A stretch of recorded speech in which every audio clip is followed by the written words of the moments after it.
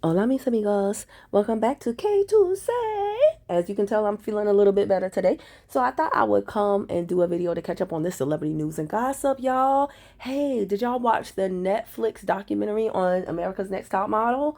Did you see it? It came out about, I think it's been 2 weeks now, but the chisme, the gossip, and the chatter around this is still not dying down. Now, for those of you who don't know, maybe you were too young. Other than that, I assume everybody else watched the show, but America's Next Top Model was one of the first reality TV shows, and it was hosted by Tyra Banks, who was one of the biggest supermodels at the time.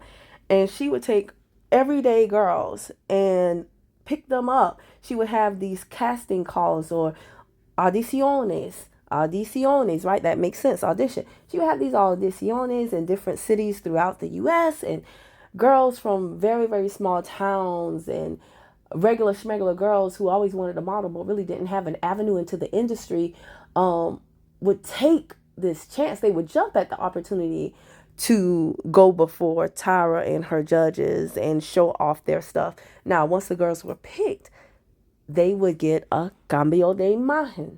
They would get a makeover. This most frequently involved like a corte de pelo or a cambio de color de pelo, like a change of color of the hair or a haircut. But it was meant to make the girls look more high end, high fashion. However, they were very controversial, many of the makeovers. Then the girls would be like trained to do photo shoots and caminar la pasarela, that is walk the runway. Runway is pasarela. And it was really just a phenomenal show. However, in 2020, when we all were locked in the house, a lot of people dug up those old episodes and we watched them. And years later, Tyra, who was seen as this magnificent woman that put so many girls on, was actually viewed as somewhat of a villain who was explotando las mujeres, las chicas, who was exploiting. Exploit is explotar. And so Tyra gave a statement back then and was like, hey, that was the way of the times. I was doing what I had to do. Y'all wanted it. Da da da da da.